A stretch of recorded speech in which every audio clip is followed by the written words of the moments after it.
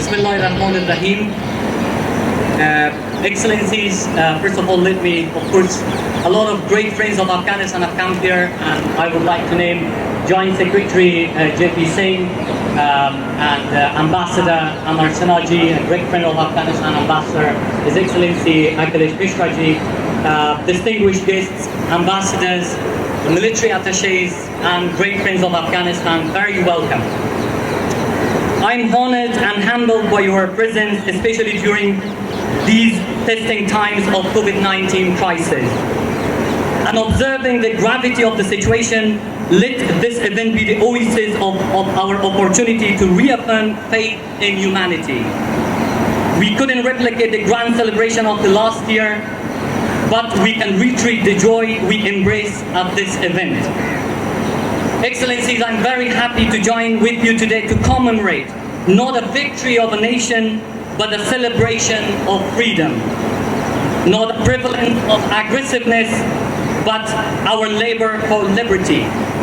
Not the differences that divide us, but the shared values that unite us. This particular day is significant in the history of our nation. 19th August 1919 was not just any other ordinary affair.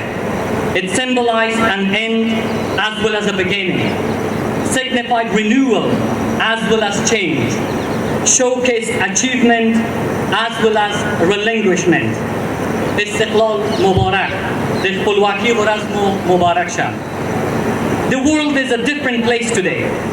For the mortal human possess majestic powers to abolish the maladies of poverty, war, and pandemics like COVID-19. Similarly, Afghanistan has been progressing on various fronts. The economy is on the surge, demography dominated by the educated youth is on rise, women's presence and participation in Afghan polity, society, and the economy is on the surge, and democratic values and diversity are soaring. Yet the fundamental notions our ancestors fought for are still burning issues, demanding our solidarity more than ever. But I can assure you that we will always uphold the gains we have made so far. Nevertheless, we are still facing challenges posed by international terrorism.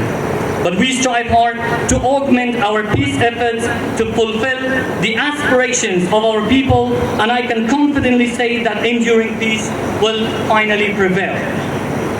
Ladies and gentlemen, and in this context, let me also pay tribute to King Amanullah Khan, the founder of the new Afghanistan, who laid the foundation for freedom, and lest we forget we are the heirs of those brave souls who paved the way for the liberty we are celebrating today. We are proud of our heroes at the Afghan National and Defense and Security Forces who are fending and fighting at the forefront to ensure this freedom. Also thanks to our international allies for their valuable contributions in blood and treasure. Using this opportunity, I would like to just pay tribute a bucket of flowers to our defense attaché on behalf of our embassy and the mission here, because these guys are really fighting, many international terrorist groups at the front lines and, making history in Afghanistan. Please give a round of applause to our defense attaché.